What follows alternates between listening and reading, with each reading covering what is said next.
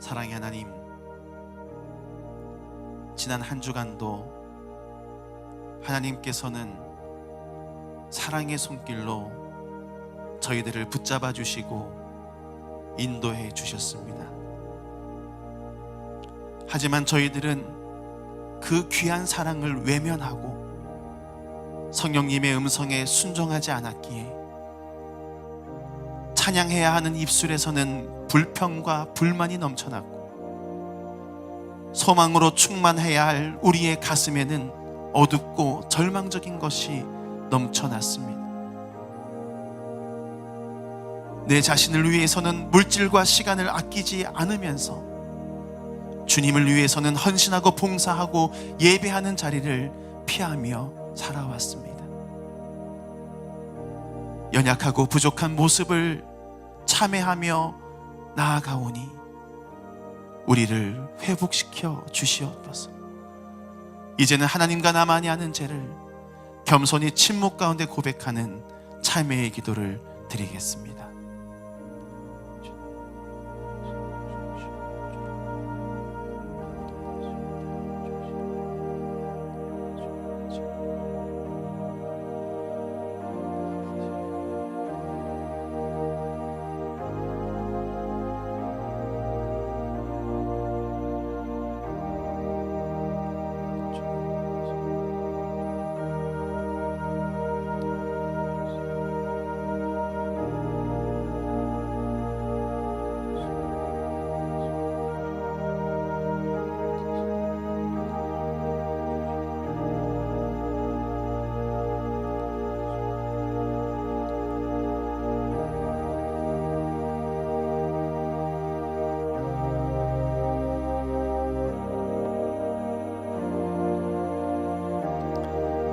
이 시간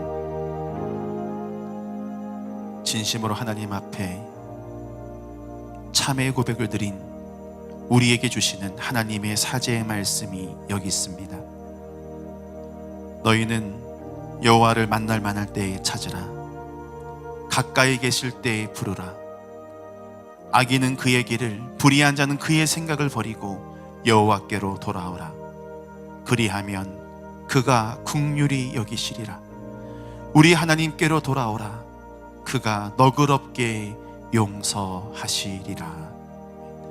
우리에게 주신 말씀에 의지하여 모든 죄가 깨끗이 사해졌음을 예수님의 이름으로 선언합니다. 이 시간 모두 자리에 앉으셔서 하나님의 임재를 사모하며 찬양하겠습니다. 하늘에 눈을 여소서 이곳을 주로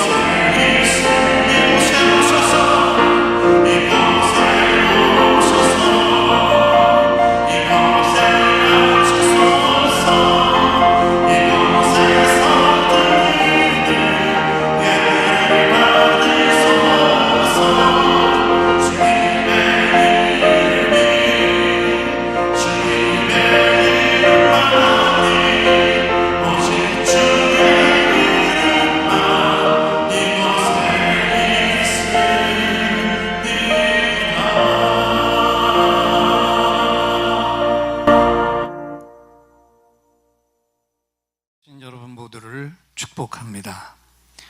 오늘 우리에게 주시는 하나님의 생명의 말씀은 신약성경 마태복음 24장 45절로 47절까지 말씀입니다. 우리 한 목소리로 봉독합니다. 충성되고 지혜 있는 종이 되어 주인에게 그 집 사람들을 맡아 때를 따라 양식을 나눠줄 자가 누구냐? 주인이 올 때에 그 종이 이렇게 하는 것을 보면 그 종이 복이 있으리로다. 내가 진실로 너에게 이르노니 주인이 그의 모든 소유를 그에게 맡기리라. 아멘. 우리 말씀 받기 전에 우리 옆에 계신 분들 얼굴을 똑똑히 보고 이렇게 인사하겠습니다. 할 일을 꼭 하세요. 할 일 하세요. 오래전부터 종말 해온 것이 어제 오늘의 일이 아닌데 이 시대가 과연 종말의 때일까요? 여러분은 어떻게 생각하세요? 그것을 확인하려면 성경 속에서 여러 종말의 때를 얘기했지만 그 중에서도 주님이 직접 말씀하신 그분의 음성을 비춰보면 되겠죠. 주님이 말씀하신 종말의 때의 징조가 뭡니까? 첫째는 곳곳에서 많은 사람이 내가 다시 온 예수다, 재림 예수다라고 하는 자칭 메시아로 미혹시키는 일들이 일어난다 그랬어요. 두 번째는 난리가 곳곳에서 일어나는데 이 난리의 원어 뜻은 굉장히 재미있습니다. 이상난동 기후예요. 세 번째, 처처에서 전쟁과 기근과 지진이 일어날 것이다 라고 했어요. 그리고 마지막 네 번째는 환난과 불법이 성함과 사랑이 식어지는 그때가 마지막 때다라고 했습니다. 이 주님이 말씀하신 이 네 가지, 이것이 마지막 때의 징조라고 한다면 이것을 들으면서 오늘 이 시대를 비춰서 여러분의 생각은 어떻습니까? 지금 세상을 돌아보십시오. 곳곳에 재림 예수들이 얼마나 놀려 있는지 몰라요. 내가 다시 온 예수다라고. 여기서 2km밖에 안 떨어진 초막절이 있는데 한때는 여기 어마어마한 사람들이 모였던 곳입니다. 1960년대 구인회라고 하는 사람이 내가 재림 예수다라고 외치던 것. 이 사람은 죽은 지가 오래됐지만 아직도 그 가짜 예수를 따르는 자들이 지금도 그 교회에 주일 저녁이 되면 몇 명이 모여 예배드리는 거 봤어요. 또 보십시오. 난리의 원어가 이상난동 기후를 뜻한다고 하는데 지금 우리가 얼마나 실감하고 있습니까?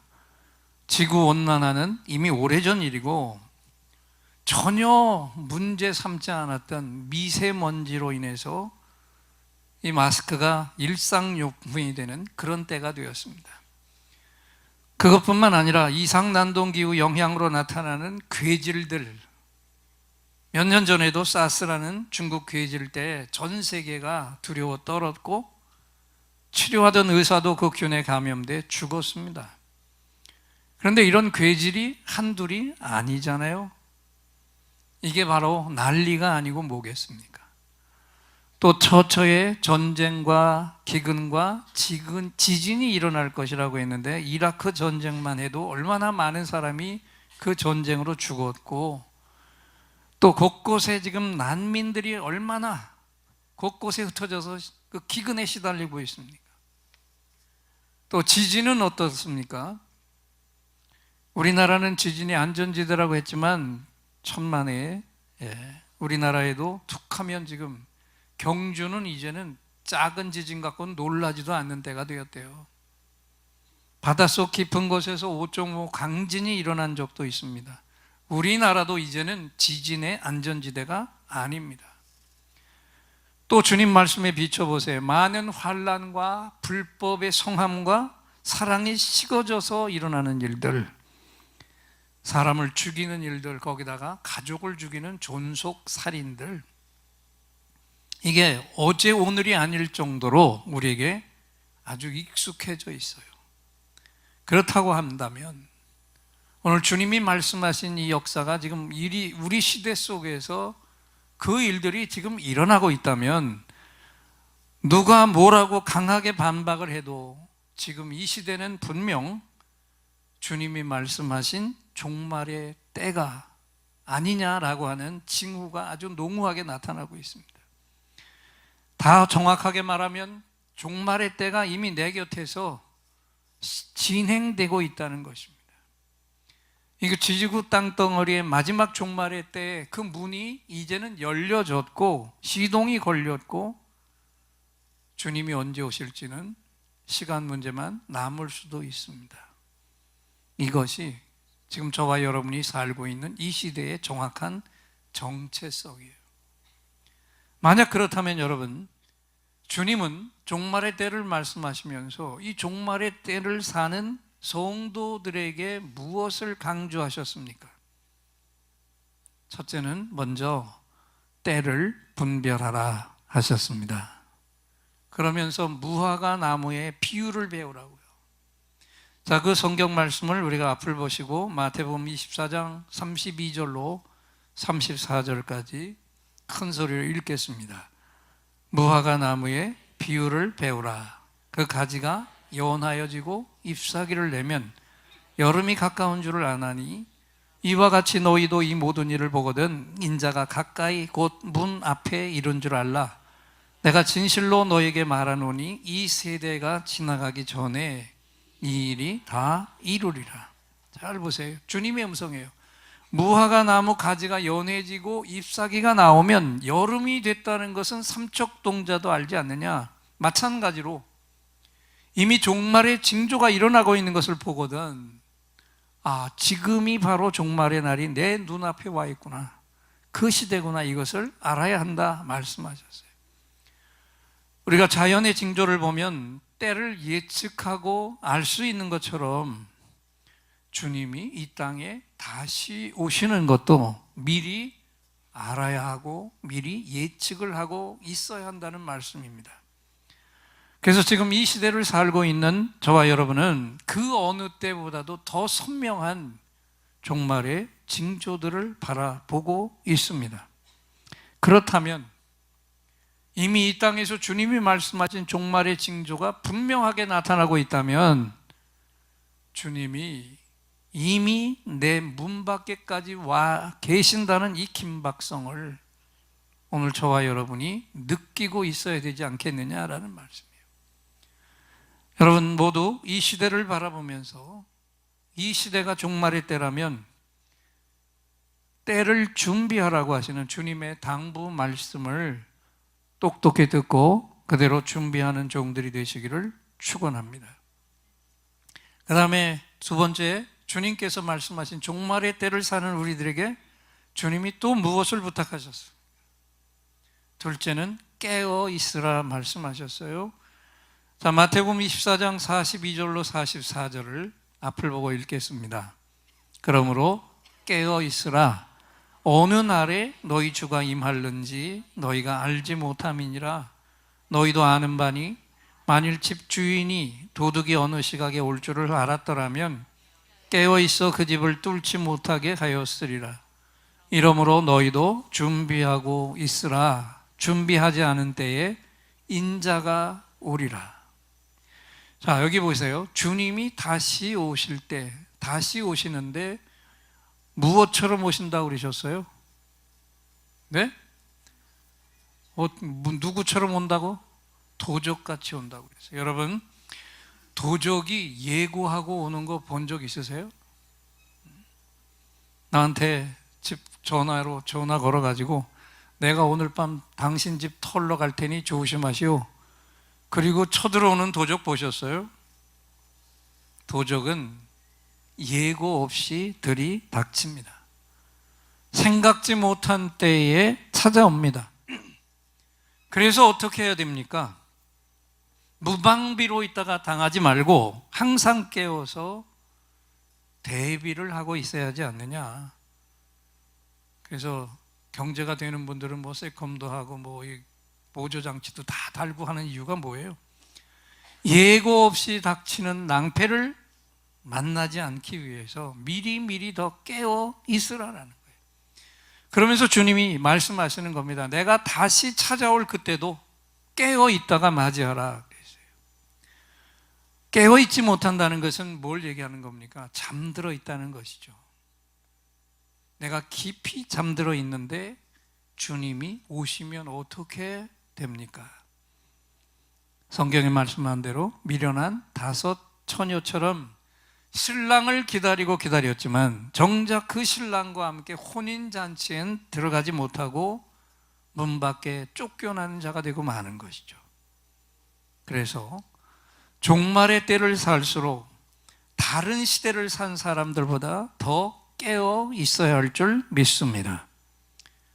이 말씀에 비춰서 오늘 나의 믿음을 돌아보세요. 나는 지금 깨어 있는 믿음입니까? 잠들어 있는 믿음입니까?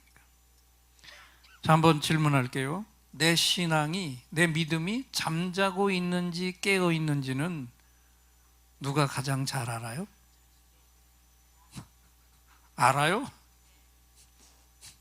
누가 뭐래도 내가 잘 알아요. 내가 제일 잘 알아요. 내 신앙이 어디에서 번번이 무너지고 있는지, 또 내 믿음이 어느 부분에서 더 살아나야 하는지, 또 어떤 것은 포기하고 절단해 버려야 하는지, 이것은 누구보다도 내가 더 잘 알고 있어요. 여러분, 신앙생활 하다가 시험에 드는 이유가 무엇입니까? 부흥회 때도 제가 강조했지만 믿음 생활하면서 교회 생활하다가 넘어지는 시험은 다 공식이 있습니다. 내가 하는 수고가, 내 의로움이 주님의 영광보다 한 발자국이라도 앞서 나가 있으면 시험이 들고 주저앉는 일들이 일어나는 것이죠. 속상하는 일이 생기고 갑자기 의욕이 저하되고 매사에 그 의욕을 잃어버릴 수 있습니다. 자, 그러면 이것이 내가 깨어있는 것이 아니라 잠들어 있는 모습이라면 어떻게 이것을 계속해서 방치해 둘 수 있겠습니까? 종말의 때가 아니라면 좀 이따가 해도 괜찮고 좀 두었다가 해도 괜찮겠죠. 그러나 지금이 종말의 때라면, 만약 오늘 밤에라도 주님이 오실 수 있는 그때가 바로 지금이라면 이건 절대로 미뤄둘 일이 아닌 줄 믿습니다. 지금 즉시 행해야 됩니다. 즉시 바꿀 것은 바꾸고, 즉시 버릴 것은 버리고, 즉시 세워야 할 것은 확실하게 세워야 할 것입니다. 아멘. 이것이 깨어있는 성도의 모습이에요. 여러분 모두가 다 주님이 말씀하신 슬기로운 5 처녀처럼 이 마지막 때에 깨어있는 성도들이 되시기를 축원합니다.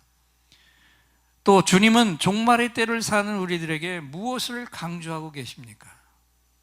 세 번째는 양식을 나눠주고 있으라 말씀하셨어요. 자, 마태복음 24장 45절로 47절, 오늘 본문의 말씀 읽었는데 이 말씀을 다시 한번 또박또박 큰 소리로 함께 봉독합니다. 충성되고 지혜 있는 종이 되어 주인에게 그 집 사람들을 맡아 때를 따라 양식을 나눠줄 자가 누구냐? 주인이 올 때에 그 종이 이렇게 하는 것을 보면 그 종이 복이 있으리로다. 내가 진실로 너에게 이르노니 주인이 그의 모든 소유를 그에게 맡기리라. 여러분, 오늘 이 말씀이 오늘 설교 가운데 가장 신경 써서 들어야 할 중요한 말씀이에요.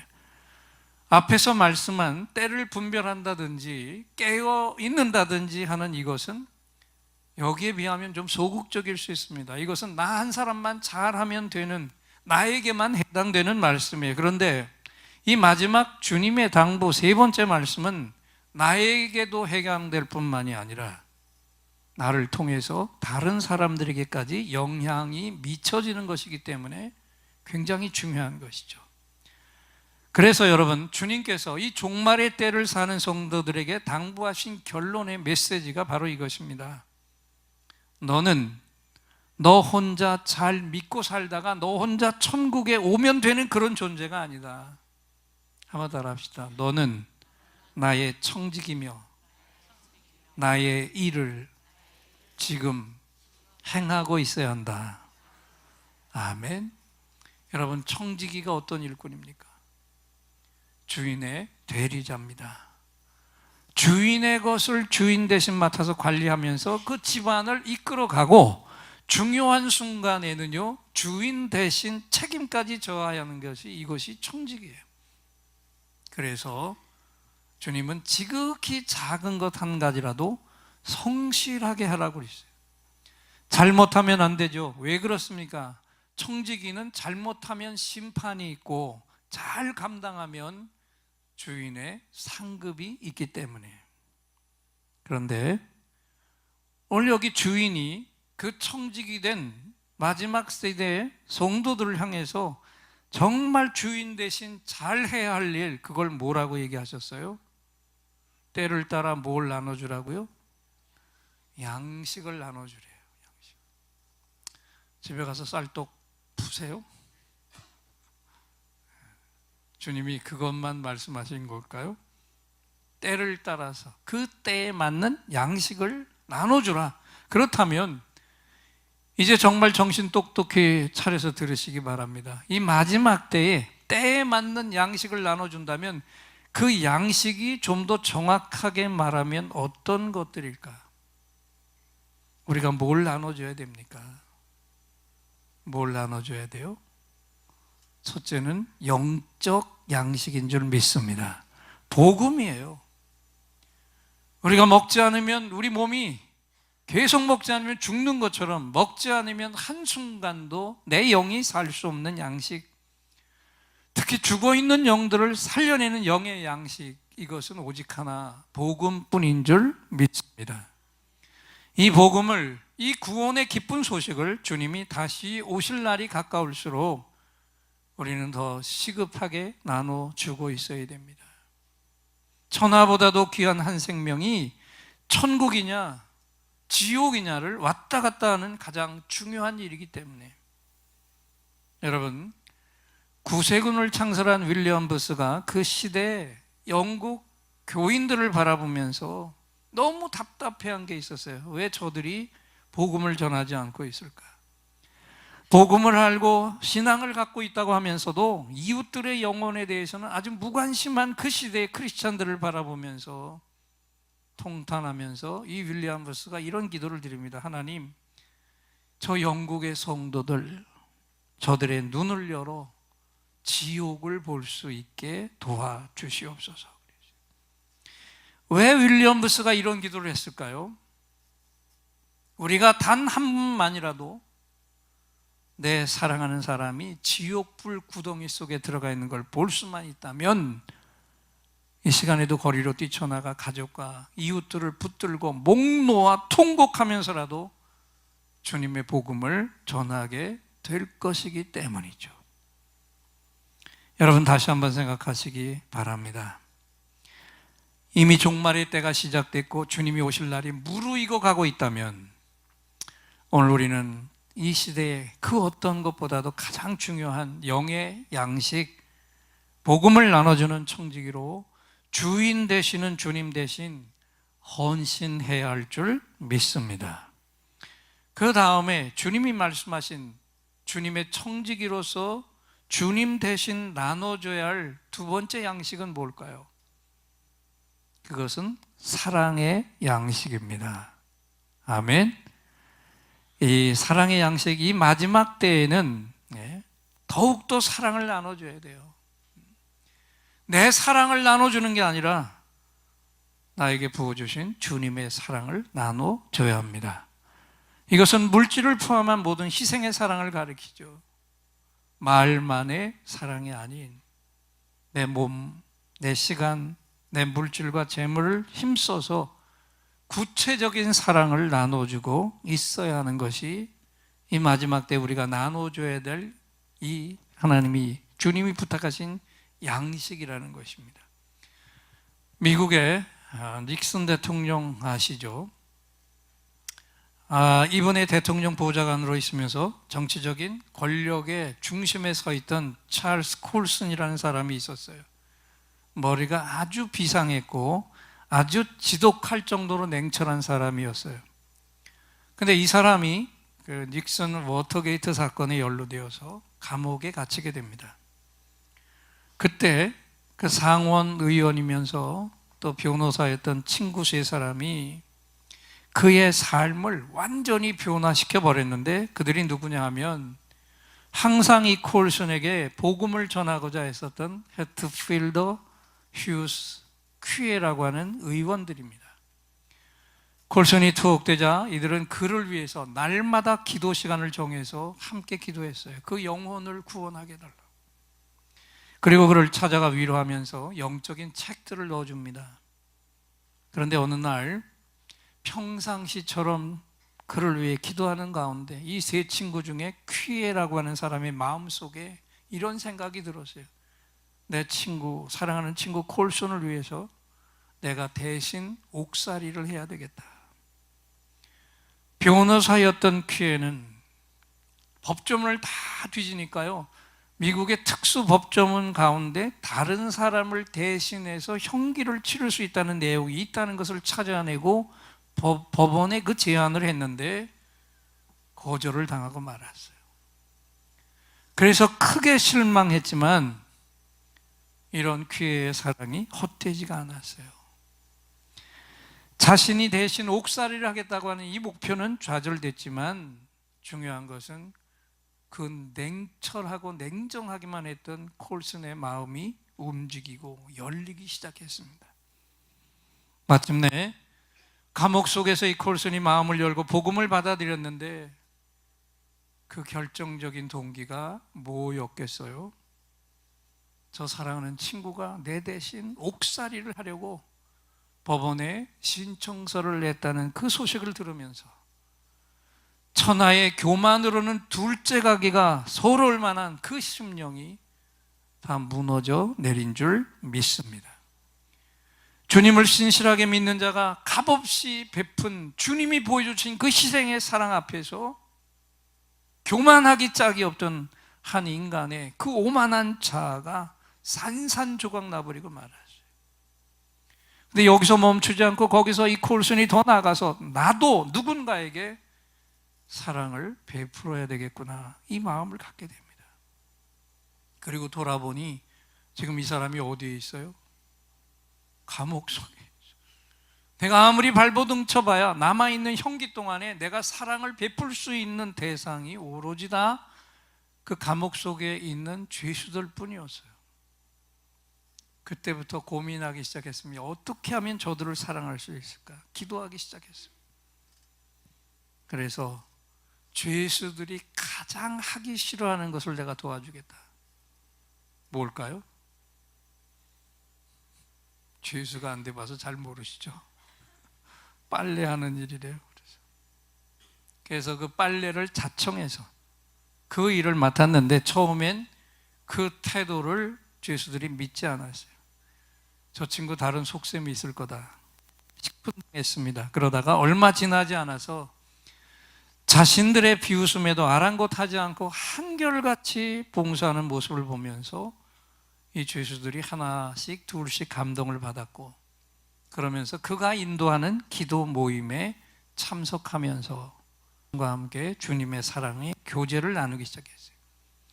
그 이후에 콜슨이 그의 자서전에서 이런 고백을 하죠. 평생 동안 집안에서 손가락 하나 까딱하지 않던 내가 저들을 사랑하면서 내 인생에 진정한 행복을 찾았노라. 아멘. 그러면서 거기서 더 나갔어요. 일평생 나는 저 죄수들을 위해 살겠다 다짐까지 하게 되었어요.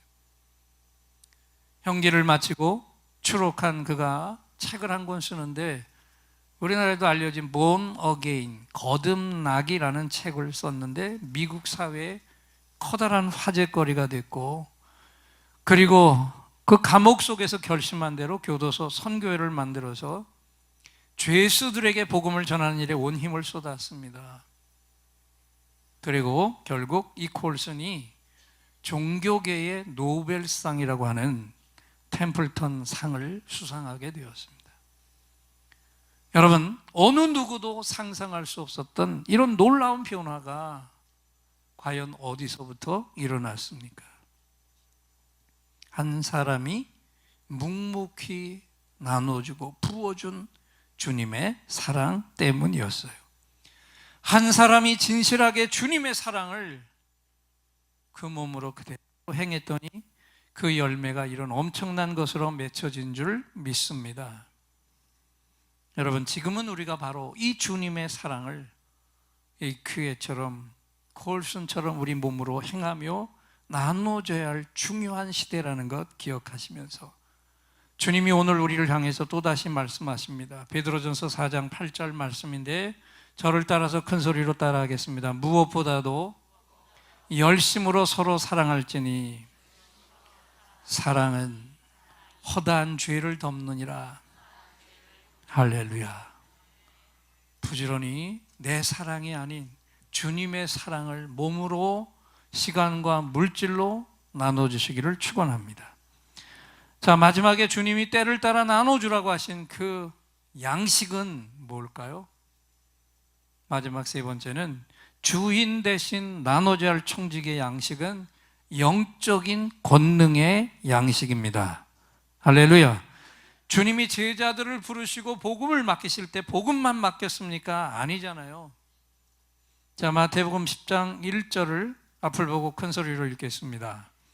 예수께서 그 12 제자를 부르사 더러운 귀신을 쫓아내며 모든 병과 모든 약한 것을 고치는 권능을 주시니라. 주님은 자신이 가지고 계신 땅과 하늘을 다스리는 그 권세, 세상을 움직이고 땅을 움직이는 권능, 권세와 능력을 오늘 우리에게 부어 주셨습니다. 주님을 영접한 그 순간에 주님이 가지고 계신 그 위대한 권세와 권능이 우리 가운데 부어졌어요. 그런데 왜 주셨죠? 왜 주셨어요? 정답입니다. 나눠주라고 주신 거예요.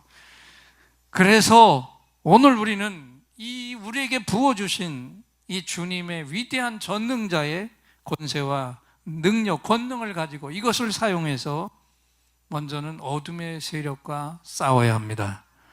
이것을 사용해서 잘못된 세상을 바로 잡아야 되고, 이것을 사용해서 오늘 내 곁에 어려움에 처한 자들을 도우며 모든 묶인 것에서 그들을 자유하도록 풀어놓아야 할 줄 믿습니다.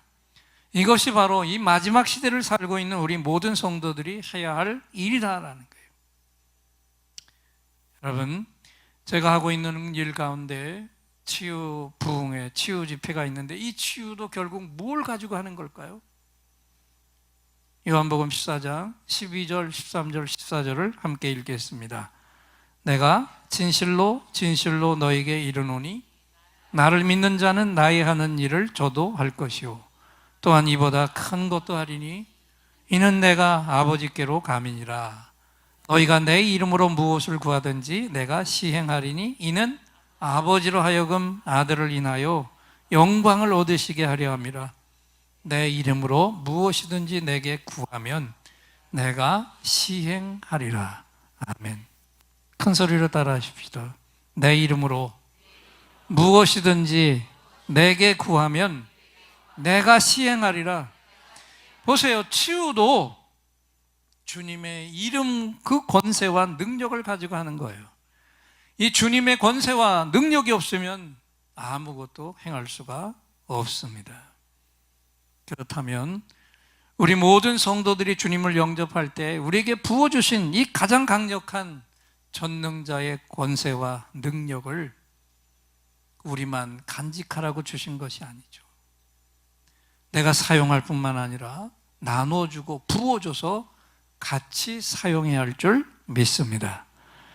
이 사용하는 방법을 알고 있는 성도들은 알지 못하는 옆에 교우들에게도 가르쳐주고 알려주고, 그래서 함께 사용할 때 여긴 영적인 시너지 효과가 일어날 줄 믿습니다.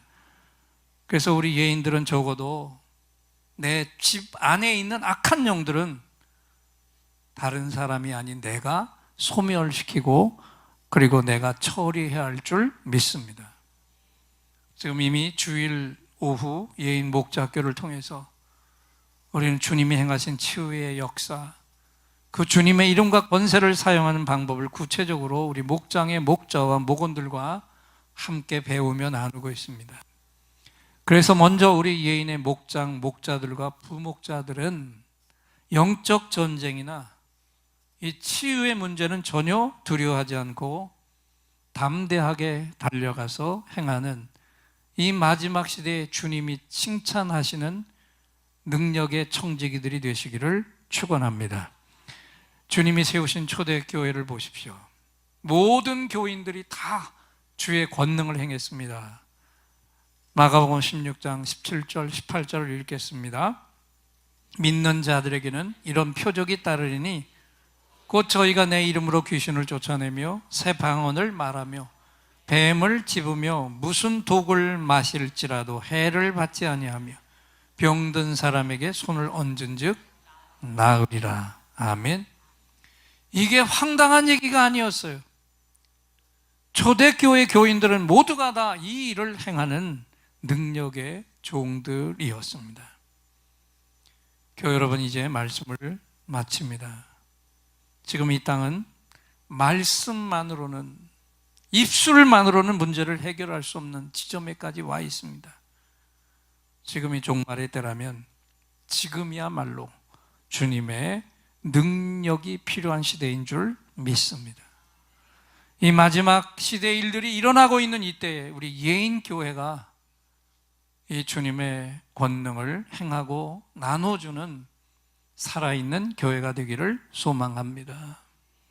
그래서 이번 주간에도 내 곁에 주님 모르는 그 친구들을 만나세요. 복음을 나눠주시고 진실한 희생의 사랑도 나눠주시고 필요한 순간에는 기도로 우리에게 부어주신 훈련한 그 능력을 부어주시기 바랍니다. 이 주인 되시는 주님의 당부를 실제로 행하면서 사용하는 청지기가 되어서 이 마지막 때 할 일을 행하며 올해 우리 교회 표처럼 권능으로 세상을 이끌어가는 능력의 종들이 모두 다 되시기를 우리 주님의 이름으로 축원합니다. 우리 이 시간에 찬송가 180장 주님의 오심을 기다리는 하나님의 나팔 소리 천지 진동할 때에 이 찬송을 힘있게 하나님 앞에서 함께 부르겠습니다. 하나님의 나팔 소리 천지 진동할 때에 예수 영광 중에 구름 타시고 천사들을 세게 말로 모든 곳에 보내 구원받은 성도들을 보리. 나팔 불 때 나의 이름, 나팔 불 때 나의 이름, 나팔 불 때 나의 이름, 부를 때에 잔치 참여하겠네. 무덤 속에 잠자는 자 그때 다시 영화로 부활 승리 얻으리. 아멘. 주가 택한 모든 성도 구름 타고 올라가 공중에서 주의 얼굴 뵈보리. 나팔 불 때 나의 이름, 나팔 불 때 나의 이름, 나팔 불 때 나의 이름, 부를 때에 잔치 참여하겠네. 주님 다시 오실 날을 우리 알 수 없어 항상 기도하고 깨어있어서 기쁨으로 보좌 앞에 우리 나가서 그때까지 참고 기다리겠네. 나팔 불 때 나의 이름, 나팔 불 때 나의 이름, 나팔 불 때 나의 이름, 부를 때에 잔치 참여하게. 두 손을 높이 드시고 주님 다시 오실 날을 우리 알 수 없으니 항상 기도하고 깨어 기쁨으로 보좌 앞에 우리 나가서도록 그때까지 참고 기다리겠네. 나 팔고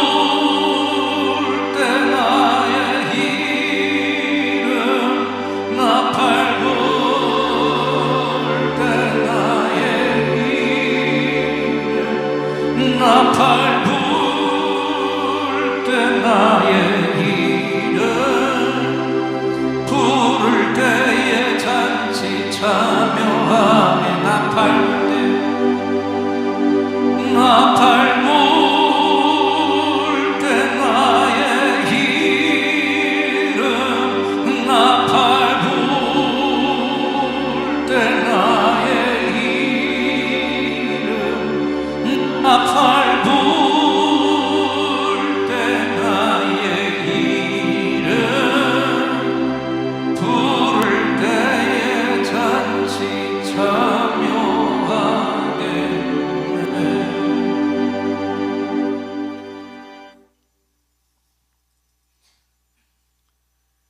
어제 오후에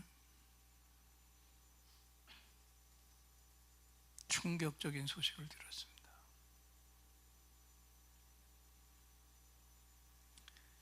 그동안 사랑의 동산을 운영하면서 긴 시간 이 사역을 해왔던 동지 김성규 목사님이 세상을 떠났다는 소식입니다.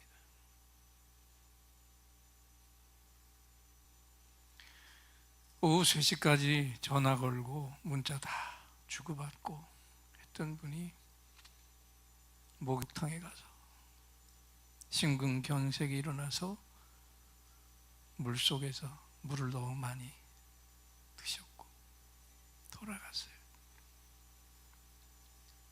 올해 은퇴를 하신 분인데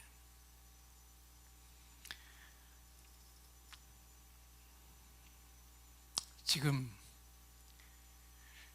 황망하게 목자를 잃어버린 그 교회와 성도들이 어떤 모습을 하고 있을까요? 아마 그분의 책상 위에는 오늘 전하려고 했던 메시지 원고가 주인 없이 책상에 놓여져 있을 거예요. 여러분, 이 시대가 주님이 오시지 않는 시대라 할지라도 오늘 우리 세대는 종말이 멀지 않은 때를 살아가고 있습니다. 그렇다고 한다면 오늘 내가 해야 될 일들이 무엇이겠습니까? 주님이 감동을 주신 그대로 영적인 양식, 복음 나눠주고 끝없이 사랑 나눠주고 우리는 권능을 알고 있는 성도들이기 때문에 그 권능을 통해서 영혼들을 건지는 그리고 문제를 해결하는 그러다가 주님을 맞이하는 신실한 청지기들이 되어야 할 줄 믿습니다.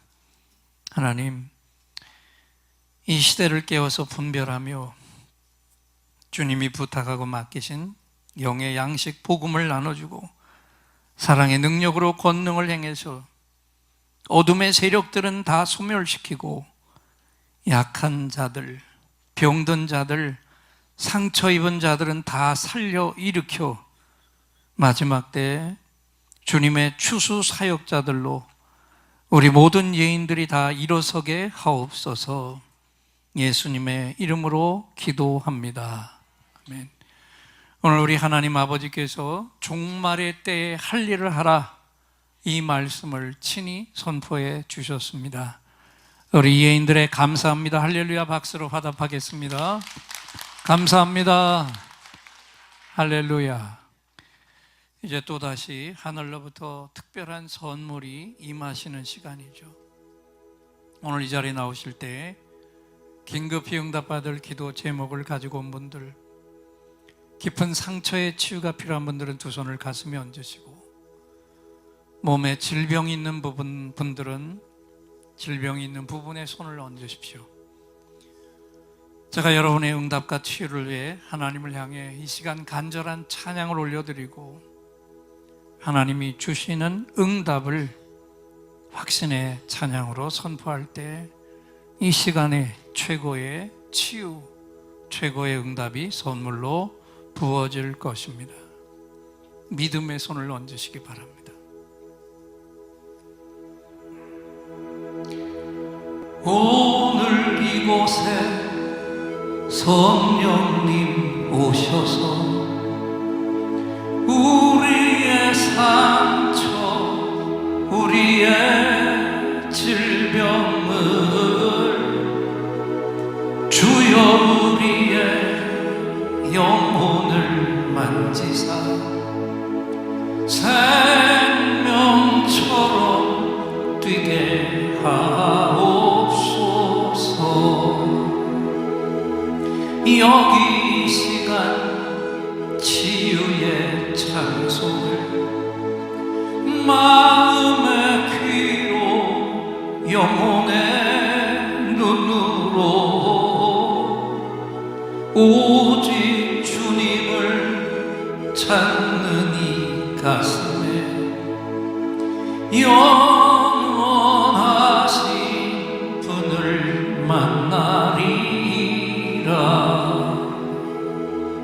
아픈 사람들 여기에 있어요. 이 노래 듣고 소망을 가져요. 주여 불쌍히 여기어 주시사 치유의 힘 받게 하옵소서.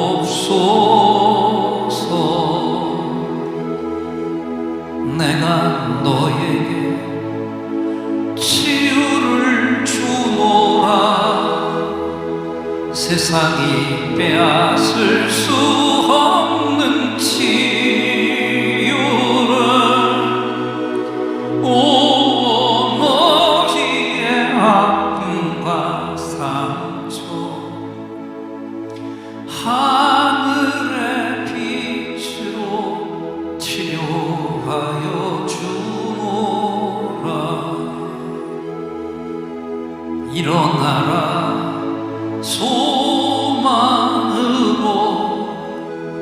일어나라 예수를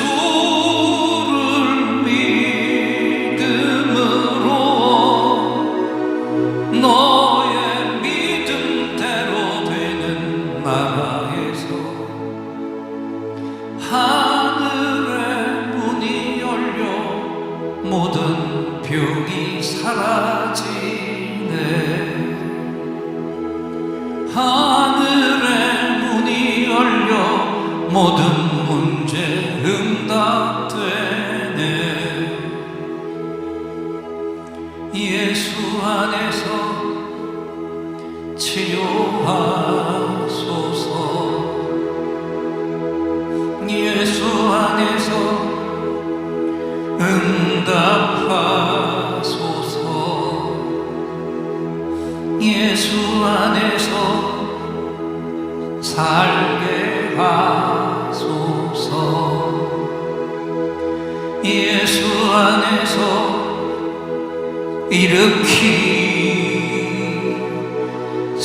일으키소서.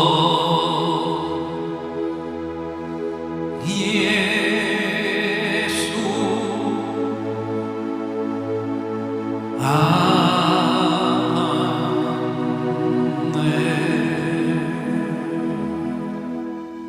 내가 채찍에 맞음으로 너희가 나음을 입었도다. 아멘. 다음 약할 때 강함 대신에 나의 보배가 되신 주 나의 모든 것 주 안에 있는 보를 나는 포기할 수 없네. 주 나의 모든 것 십자가 죄사하셨습니다. 십자가 죄사하셨네. 주님